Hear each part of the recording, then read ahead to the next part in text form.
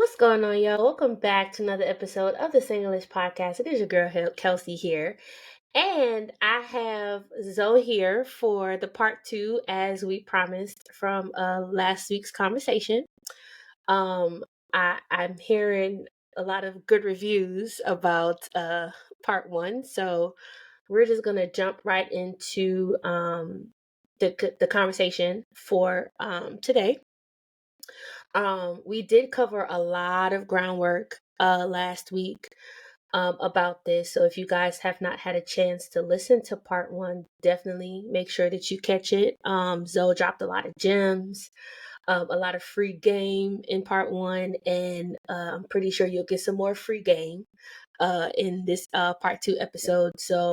Um, so I kind of want you to touch base again on, or at least expound on the conversation of safety, which is where we left off in part one. So I just kind of want to talk about just a little bit of that before we get into more of the heavier stuff. Okay, so I feel like that safety is first and foremost very vital to any and everything you do, especially this situation. And the reason why I say that, I had a friend recently reach out to me after someone DM me and told me that she had HIV. She didn't originally tell me, and she was ashamed to tell me, but someone else who she know, a friend with an ex-friend within her circle, reached out to me and told me. She didn't tell me. So I said all that to say, take this seriously, guard it with your life, just like your parents told you when you was coming up. Simple fact is, people get HIV, AIDS, or whatever. They don't like disclosing it to people. They feel ashamed. A lot of people are not talking, telling you the things that they need to be talking about. They tell you things Mm-hmm. that you want to hear so they can, get with you, smash, whatever they want to call it, and have a good time, but not be adult enough to talk about the things that really matter. So talk to people, get to know them, get understanding, ask them the hard questions. When you ask the hard Mm-hmm. questions, now you are building a solid foundation, and now you can speak with confidence, but not only speak with confidence, now you can trust that person with confidence, knowing that whatever you decide y'all want to do from there on out, you're confident. And that's the main thing when you think of, this topic sex that we're talking about. If you want to make sure you're safe, guys, go get tested. Even if you just got one partner, still go get tested every 3 months. That's 4 times a year if you do the math, every quarter.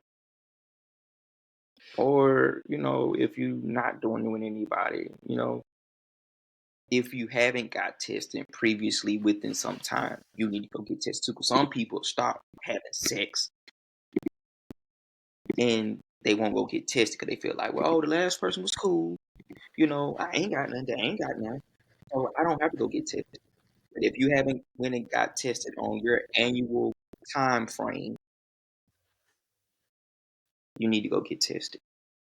So at least Um, just do that and you'll be good. So I kind of want to, because I've also had a similar experience, but it wasn't necessarily a friend of mine. It wasn't, yeah, Mm-hmm. it wasn't a friend of mine. Like in your case, it was actually someone that I was dating at the time. Mm-hmm. We went out, and they expressed to me that, um, we were sitting in the car having conversation, and they expressed to me that they are living with HIV, and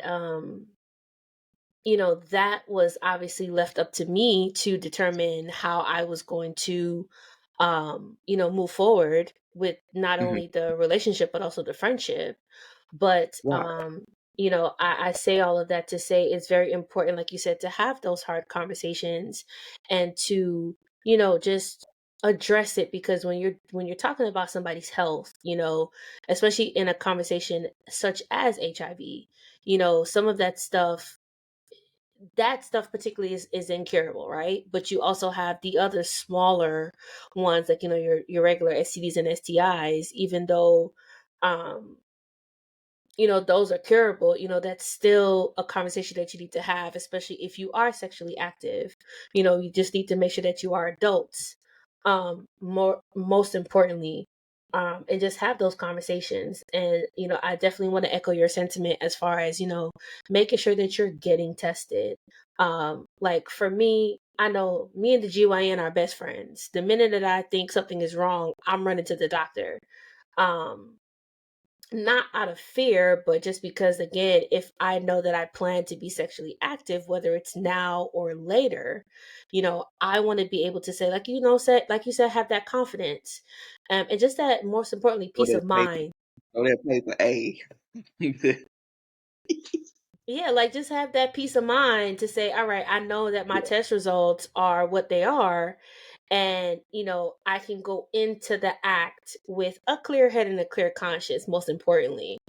Right. Um, so I just want to again echo your sentiment and stress the whole, just being safe altogether. It'll save a lot of heartache and a lot of headache in the long run, as it relates to that. So we've talked about the importance of safety. Like I said, I just wanted to get that out the way because that's where we essentially left off, Right. in part one. So now Hmm. with part two, I want you to kind of touch a little bit on, the importance of love languages as it relates to the whole sex and intimacy conversation.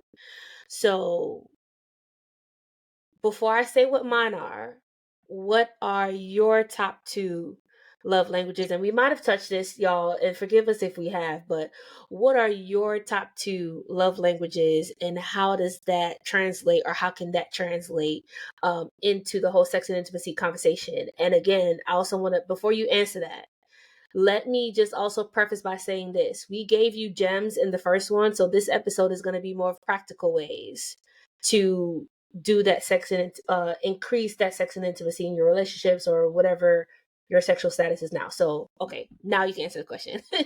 What are your Okay. top two love languages and how does that translate to the sex and intimacy conversation? Well, I'm gonna say this. I feel like as we grow, evolve, our love languages change because our Hmm. love for ourselves are deepened as we learn how to love ourselves in a better way. So we see love True, different, first and foremost. And true. secondly, I feel like physical touch is number one. I'm a touchy person, but I know how to be chill too and keep my hands to myself. But I'm a touchy person, you gonna know it. But I'm respectful with it, not going too crazy with it. I feel like for the second one, I feel like I have two of them right there together, which is quality time and acts of service. I know most people like, man, pick one. You can't have two. I feel like just because they're so centered and they kind of flow together.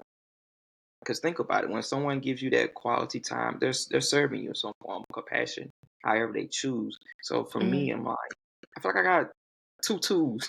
I got a one and I got two twos. But if I had to pick one, I would pick the quality time over the acts of service because I can do things for myself. But you giving me that quality Hmm. time, it really shows that you're intentional. Okay. So we definitely have something in common, because my top two are the quality time and the physical touch as well. Hmm. Um, and I'm the type of person where it's the little things for me, right? Right.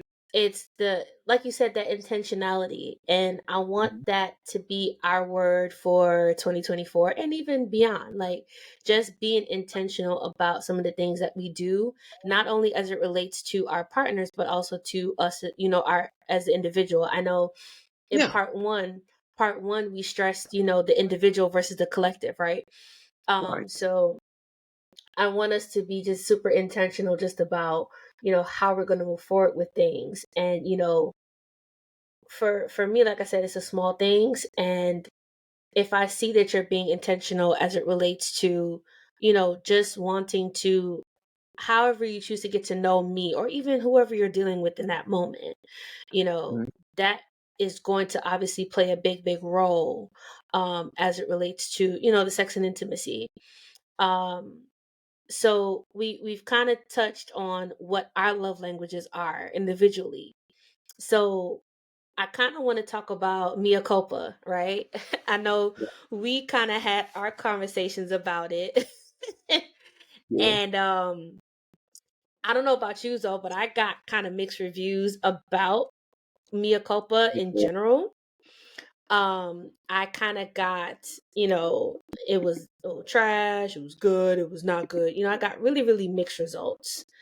But because we're on the whole sex and intimacy conversation, I want us to kind of touch base on just the overall sex scenes in Mia Culpa. And, sorry for the spoiler alerts. If you haven't watched it, go ahead and watch it.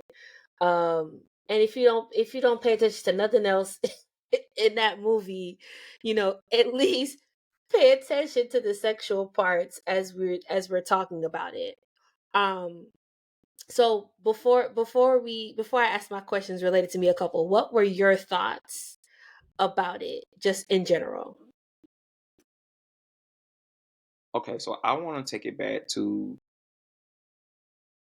he was giving Mia words of affirmation. He was telling her how just being around him, he got a chance to experience someone that was very valuable in his sight. He was telling Mm-hmm. her how she made him feel when he hold her,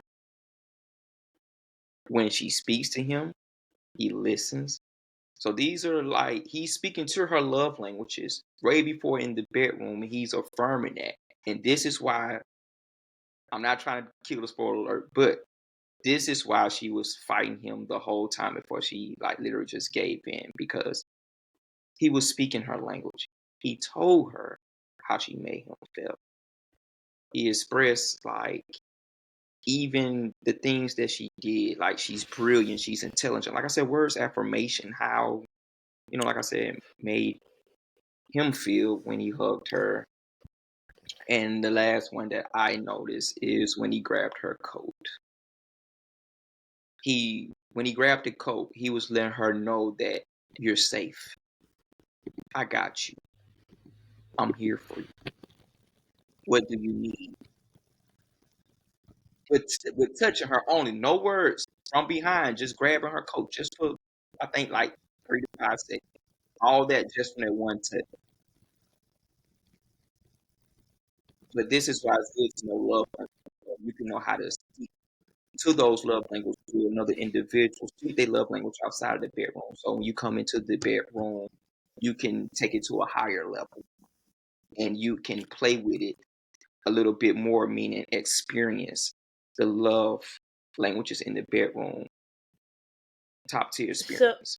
so I kind of want to, so it looks like we're going to break down Mia Culpa a little bit slow, which is fine. I'm okay with that. Um, but I kind of want to talk to um, just what you mentioned in general about just the way that he touched her and the way that, he spoke to her in that sense. Hmm. Um, which kind of goes back to what we were saying in part one, as far as everything being mental, right? And everything starting with a conversation. So, I think again that just kind of ties into, like, for me, Mia Culpa was almost like a physical representation of Hmm. the things that we talked about in part one, for sure. Hmm. As far as being able to understand from, again, a visual perspective, because, like, for me, I'm a visual person. Me too. So Mia Culpa kind of served as that visual aspect for part one for me. So, that was something that I also paid attention to as well, as far as like just watching, even though him touching the back of her, the nape of her back like that, even though it was a very small gesture, a very subtle gesture, it was a very powerful gesture because she was able to sense his presence even before he was able to even utter a word, right? So, and I think that again speaks to just how big of a role intimacy can play, Hmm. even before you get into the bedroom, because how was he able to do all of that and still get such a reaction up out of her, in the presence of her husband, might I add, which was so bold, but, you know, I think that kind of plays a part. Um, again, in how it translated into the bedroom, because like, so as we're talking about it, right? For those again who have not watched it, again, sorry for the spoiler alerts. Okay, let me just go ahead and apologize in advance for that. You can see the distinct difference between her and her husband Wow. versus her and Zaire, I think is his name, Yeah. whatever his name is. You Correct. could see the distinct difference, because like with her and her husband, because her husband wasn't really speaking to her, not even from a love language standpoint, but just overall, you could see that she was there just for the fun of it, right? She was just there because, yes, it's my wifely duties, Ain't even my fun. husband wants some, I'm gonna give it to him. Whereas with Zaire, because he was able to cater to her in that sense, from even a mental and I see you, I understand you standpoint, even without getting physical, when it got physical, you could turn, it's just basically like you just turned the whole furnace on and just set the whole damn room ablaze. That's how hot it got in that room, and real quick. But he did the number one thing that everyone that who is trying to gain a rapport with people on no matter platform, business we're talking about. He knew how to serve her. When you know how to serve someone, this is the ultimate game changer into getting them to engage with you and to do whatever it is that you're trying to do, as long as it's within reason. Anything like this, for what I'm about to say, is going to make sense. You could talk to anyone.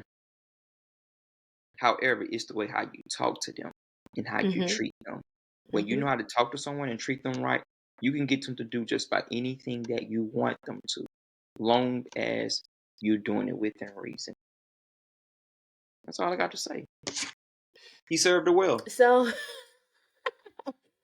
okay, let's stick a pin in that part, because you mentioned, and for those of y'all that know me, y'all know I like to say stick a pin.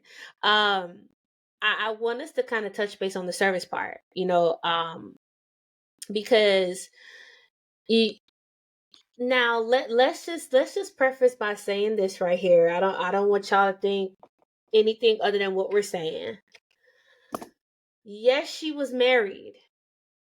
Yes, she should have not had sex with him because she was married. Okay, so I don't want you to think that we are condoning having sex outside of your marriage. Okay, that No, no way, let's way. just clear the air with that now. Okay, let's clear the air. We just ain't fucking happen. Right. But again, I just want to make sure that we keep our names clear. Like, oh, they said no. We're not condoning that by any means. Again, this is just all a movie, and we're just giving our thoughts as it relates to the conversation that we're having now. So I just want to make sure I said that.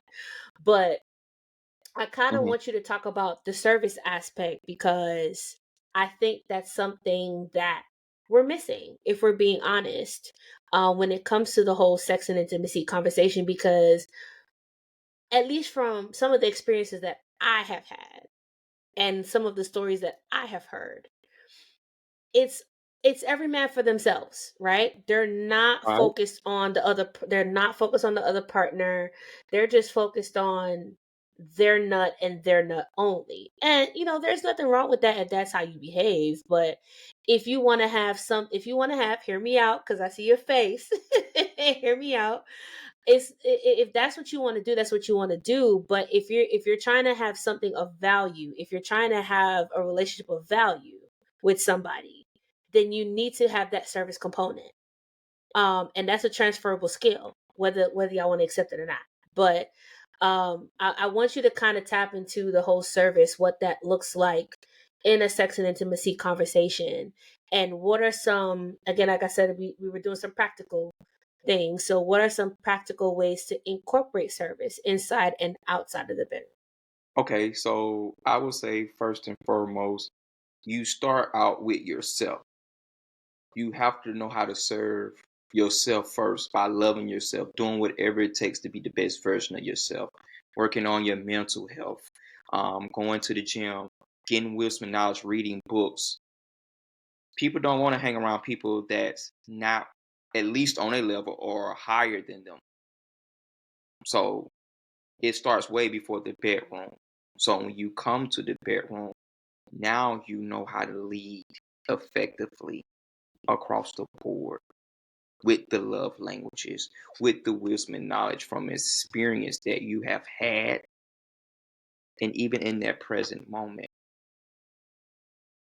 And it's not a rush thing. I feel like for me, when I was active, I wouldn't I would pull out if I knew I was about to come just so I wouldn't. And it's actually a great thing. It actually save you from getting shamed. Because I feel like y'all as women, like, don't come yet, don't come yet. It's like a death. I feel like I'm finna get a if I was in that situation where it was about to come, I feel like I was about to get a death sentence. Like, is this good? You think I'm not gonna come? Like, what do you say? It's like verse psychology. So the best thing to do is to make sure you serve your person, and so you can serve yourself even, because it's a two-way street.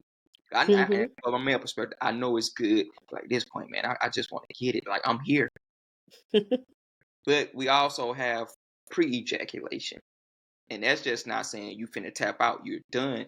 But it's pre-com per se. That'll be the correct term before you actually Mhm. start shooting crazy. So when you feel that one nudge, you need to pull out for about 15 seconds. And you'll get to the point where it's second nature. You don't have to think about it. So you can hit a reset. So now you can go back in and you can finish serving your person however you choose to do so. Because that's one thing for sure. Like we as men, we can have an orgasm easily. For women, that's not so easy. So I feel like as a man, you definitely want to serve your woman and be intentional about doing whatever it needs. Like even if you just need to like pull it out, go down on her if that's your choice, just to arouse her a little bit more, make it more intensing, and then go back in, stir it up, or do the yank. What I was telling you from part one, where you just have your penis bent and you just kind of going back and forth while you're hitting the G spot in the A spot in the V position, which is her legs spread like a cheerleader. That way, you know she's gonna have an orgasm. So I wanted to bring that all up to say that knowing to serve your person will make you more intentional, and it'll get you out of your head and let you know that it's not all about you, it's about us. And that's what makes the experience a top tier experience. And like I said, also when you want to serve your person, going back to the love languages, you can do things with them. If their words of affirmation, send them little emojis, throughout the day.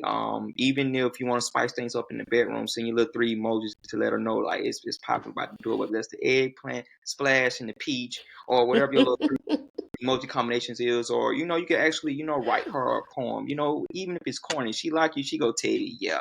It's the thought. A lot of times, it's got to be effort. A lot of times, you don't have to just Mhm. master things when you're in the bedroom or even outside the bedroom, but you do have to be intentional. So that's another way of serving. Always being intentional about the other person's needs versus your own. Because if you treat them well, they're gonna treat you probably 10 times better. But also, like for physical touch, you can go out and you can do a wine tasting. So with wine tasting, you pair it with foods from a charcuterie board. Like for me, to arouse me, definitely figs because they're mushy, they're soft, they're tart but sweet. So it's definitely making me feel a sensation. Sensation? The crisp on something. Anyway, I kind of had a moment.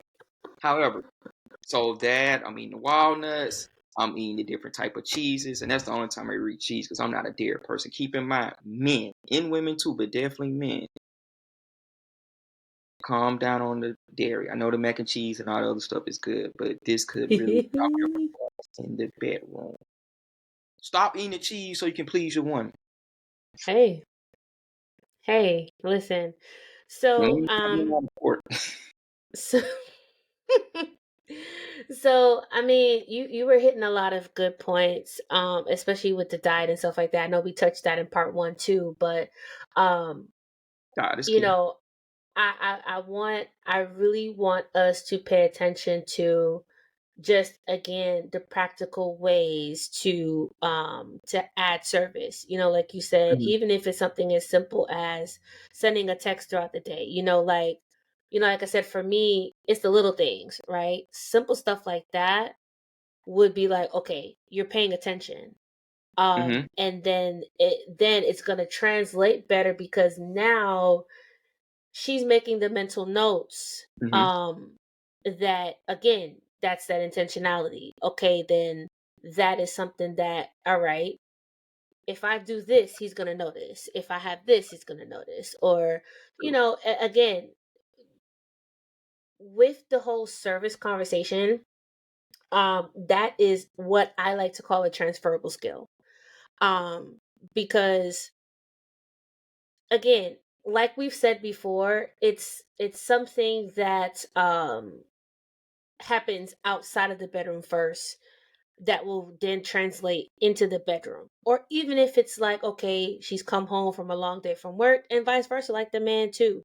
Something simple as, I mean, for some people who do this on a regular, might consider running their partner's bath, Yeah. for and again, it's not something that has to be done frequently, but every blue moon, you might say, all right, listen, I know she's had a hard day or he's had a hard day. Let me just go ahead and Mhm. run that bath real quick, or at least let me start the shower for you. Something simple as that can definitely translate to, oh yeah, this nigga gonna get some when I come out of this bath or out this shower. Hands the fuck down. Okay. Right. I mean, let's be It real works both because ways. You're right. that's let's be real because again, you know and Zoe, you can kind of speak to this too. That's one of the reasons. I think that's something that a lot of these relationships or friendships leading into relationships, I think that's what they lack, is that whole service component and figuring out ways to please their partner, or figuring out ways to just accommodate them in the smallest of ways. Like, it doesn't have to be Making their anything life like super. easier. Right. It doesn't even have to be anything like super extreme or like off the wall, in what you're doing. But I think Mhm. that's something that a lot of relationships lack. It's just the overall service component. And I think that's why a lot of marriages sometimes lead to divorce, because they're literally missing that part of it. Like, they completely forget about it. And then they're like, well, what happened? Why this? Why that? Because you're missing that. So, anything you want to Keep add it to high. that? Keep it high. Be honest, open, and transparent. I remember when Pastor Mike Todd said that maybe 2 years ago. I think that's relevant is now than ever before, just because so many more divorces have happened since then. But if you can think of the acronym HOT, honest, open, transparent, it definitely, because it helps you to be vulnerable, it helps you to be open. You can explore each other's minds, challenge each other, Mm-hmm. even physically. It's just a great way to be in touch with your person, because that's what people say. Oh, we fell out of love. You can't fall out of love, because love is sacrifice. It don't keep records of wrong. It's no envy. It's Mm-hmm. patience. Time. So you don't fall out of love. What you do, what a person or persons have done, they stop showing that they are intentional. Mm-hmm. They're not serving anymore. They did whatever they did, and it's an old saying: whatever you did to keep her, you gotta do the same things if you want to keep. Because if you don't, then snooze you lose. Um, Sad to Listen, say, but that's just honest. I'm saluting the people right now who's fighting for their marriages, but I think a lot of absolutely. marriages are in trouble just because they don't take the time to like continue to grow with each other. They feel like once they get to a ceiling, they stop. Mm-hmm. I heard Pastor Keelan said it the other day, like wintertime is coming, but that's when most people leave, because a lot of things happen in the wintertime. You know, you think about the winter, like you got to prepare for the cold, you got to dress a certain way, you got to make sure you got weather Mm-hmm. strip on your Mm-hmm. doors, you got to make sure the windows, around the ceiling, no cracks or nothing like that. You got to make sure your car warmed up before you drive it Mm-hmm. off. It's just a Right. lot. It's a lot of more hardship that you have to, go through when it's Right. wintertime. But springtime is coming again. Mm-hmm. So I said all that to say, like, a lot of people end up leaving what could potentially be a good thing when Mm-hmm. things get hard because they don't have the wisdom. Because love is not enough. We already know that. Mm-hmm. It's definitely a foundation, but you also got to have wisdom and you also got to have understanding of that person. You got to serve that person.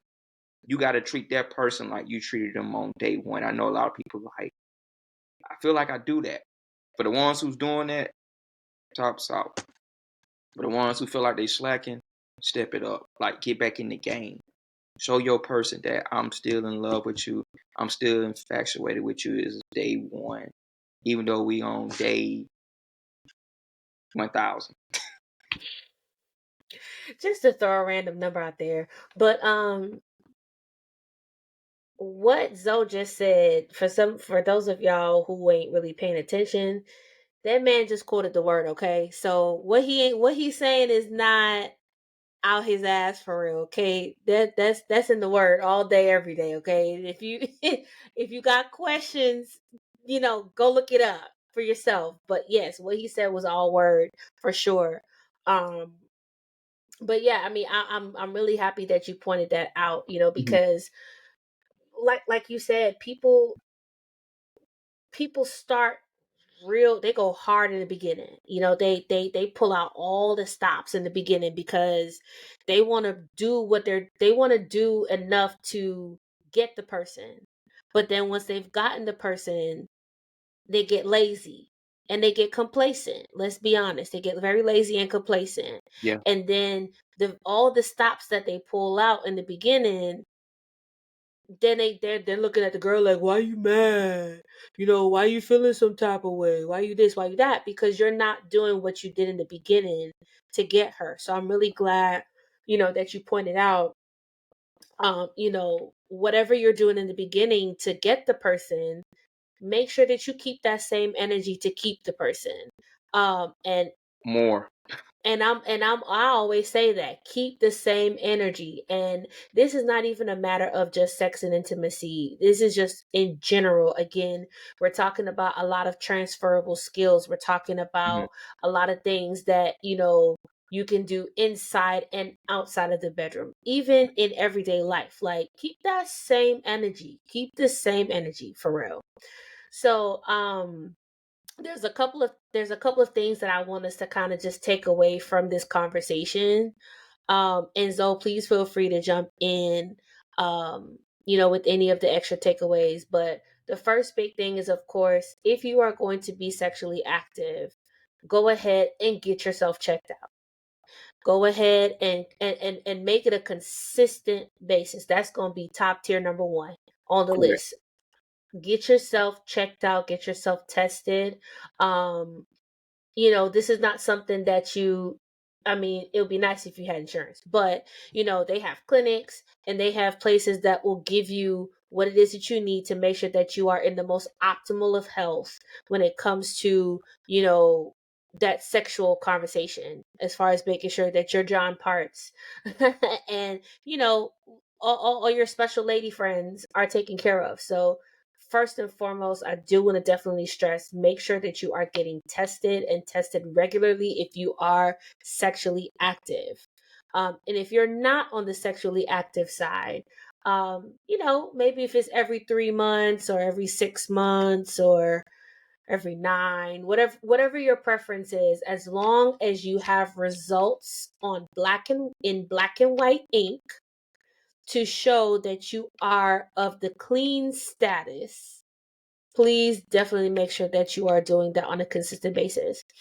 Um, Next thing, know your partner's love language and know yours too. Because once you know what those are, then you can know how to do those things that can cater to those love languages. Um, and like Zoe said earlier, you know, the love languages may change. You may have quality time, physical touch today. You might have acts of service and words of affirmation tomorrow, maybe even next week. Just pay attention to what the energy is as far as the love languages is concerned, and making sure that you're speaking to that. Right. Um, and making sure that, again, you're understanding what it is that your partner or your person might need in that given moment. Um, so that way it can all work itself out with that. Anything else you want to add Yes. to the takeaways? So Go right definitely for it. make sure that you're loving on yourself big. Set Mm-hmm. your goals, get your rest, eat. Definitely and first and foremost, hygiene. Mm-hmm. Hygiene is very important. I think some people, I walked by someone the other day and I just realized, I'm like, did you take a shower before you came out here to Essentially, what work? he's saying is wash your ass. Yeah, so I'm like, man, hygiene is very important, guys. Don't skip out on that. I know it seemed like a conversation you would have with a third grader. But you'll be surprised that some people they don't watch themselves. But it not saying that they don't watch. It's something that they're not doing. So maybe Mm-hmm. it's like if you eat a lot of bad food, the odors can start coming out. So that's why I was saying like make sure you have a healthy diet or make sure it's balanced to the point where you're not eating, too much bad stuff versus good stuff. Mm-hmm. Work on yourself. I feel like that's the best takeaway. Because when you work on yourself, you don't have to try to figure out how to work on somebody else. Because Mm-hmm. you work on yourself, you're gonna have enough love for yourself to love them right. And when they see that you love them right, now you have assets. Now y'all can engage. Now y'all can be aligned. Now y'all can be exclusive per se. That's what people like to say. We exclusive. We in a relationship. Right. Um, as I'm listening to you say that, as you're getting ready to wrap up the conversation, a couple of my friends and I, we did an episode that we dropped a couple of weeks ago about healing in private. Mhm. Even if you don't heal in private, however you choose to heal, as you said, make sure that you're mentally in the most optimal health, right? Right. Take that time to heal, because um once you fully understand, I know I said this in a presentation earlier today with my students, like, you know know your triggers, know your stress points, know what it is that makes you tick.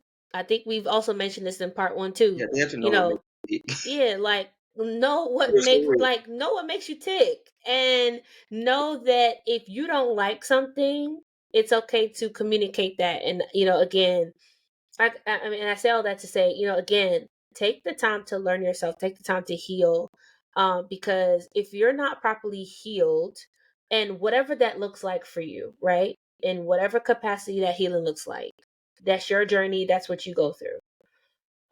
If you don't take the time out to properly heal, guess what? It's going to translate into the bedroom. That's going to translate into how you make certain decisions when it comes to the bedroom. Hmm. That's going to translate in ways that you don't think is going to affect you, um, from a sex and Yeah. intimacy standpoint. So, um, yeah, just take the time to heal. If you Oh, need I got two more practical points. tips, if you need practical tips on how to heal, y'all go check that Healing in Private, Glowing in Public episode.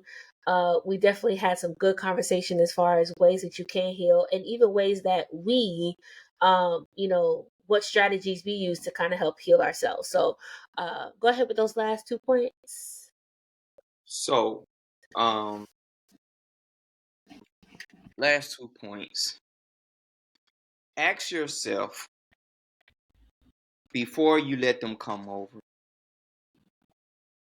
Are you lonely or are this is lust? Before they come lay with you, am I doing this out of act of being lonely or this is lust? You gotta decipher between the two. Lonely is one thing. Because if you're lonely, that don't mean you're gonna have sex just because they come over. You probably just want to cuddle with somebody. People do cuddling. Actually, in Cali and bigger city markets, they actually have a people that do cuddling, for service and they get paid big bucks. So Hmm. maybe you just want to be held. You used to being in the bed with somebody, and now it's you by yourself again. So maybe you just miss a body being there. You don't miss that person, but you miss a body. I've had several people even myself experienced it as, we left a divorce. We realized we didn't miss the person, we missed the body. Mm-hmm. This is why it's so hard to get rid of soul ties, because it's really a Mm. 3-step phase that I'll talk about at another time if I come back, if I'm welcome back, that will, kind of open to soul ties and, break it down, what that's all about and how you break it. Mm. And I want to mention my last one. Well, I just had a brain fog because I was kind of getting deep for the previous comment I made. So, for the sake of So time, we'll we're right at so closing. we'll So, definitely talk about the soul ties because I think that's also something else that um needs to be addressed too. Because truthfully, we, you know what, we're not even going to dive into that right now. So, I mean, again, this was just as part one. There's definitely good conversation for part two. mhm, Um, if we need to revisit this again, let me know as far as a part three, because I'm pretty sure we can continue this conversation right, for as long as we need to continue this conversation for. Because again, like I said in part one, these are stuff that people in our big age are not talking about. Um, they're not open enough to have these kind of conversations, and there's certain components and things that they're missing when it comes to the whole sex and intimacy part of the conversation. So, you was about to I say? thought about it. I thought about Okay, you thought about. Okay, cool, cool, it. cool, It good, came to me. good. Oh, everybody doesn't deserve you sexually. Everybody don't deserve your It's a energy. fact. It's a I want fact. to end with that. Everybody doesn't deserve it, even though they might check off all the boxes. They might have the personalities. They might have it all. Everybody doesn't deserve you. Not just on a sexual level, but just period. A lot of people don't deserve to be in your space. That's where the Mhm. boundaries come in at. Mhm. And I will say this, even from a sexual standpoint. Most people feel like, well, we get along real good, with opposite sex. At some point, we're going to get it in. Like, both of you already discussed that. Usually, when you're in that situation, you're in a friend zone. Those are kind of scary. So, you definitely want to have some boundaries, and you definitely want to, see how that works for both of you. And just because you get along with a person so well, your conversations are so intelligent from your conversation that you're having that stimulates your mind, that will make you want to have sex just because of the wisdom, the knowledge, the energy that you're bringing. I've learned that you can be intimate with a person and not like penetrate them, just the communication and how you talk to them, how you treat them, listening to them. That turns people on too. But that don't mean that even that person who you connect with so well, they could be your best friend. That don't mean that you're supposed to have sex with them. So I'm not even gonna say anything else to that because I mean that just pretty much sums up um a whole lot and then some. Like I said, thank you so much, Zoe, for coming back and do this part two No, with me. Um, like I said, these are conversations that people are not having. And I want us to be free from the shackles of having conversations that are very important, especially in our big age. Y'all, we too grown to not be having some of these conversations. So I just again want to thank you so much for coming on here and do this part two. If you feel it should go into a part three, let me know. Because we definitely would be down to do a part three conversation if we have to, because the subject is so in depth. I'm pretty sure there's some more stuff that we have not even covered as it relates to the whole sex and intimacy conversation. So, as I said, you guys, as I always say, make sure that you're following us on social media. Single.ish podcast. We are now, I forgot to make this announcement. We are now on YouTube, guys. Oh my that's what's goodness, we're up. now on YouTube. We are now on YouTube. So all of the video content to the episodes have been uploaded, and moving forward, all of the video content will be now added to YouTube. So definitely go check that out.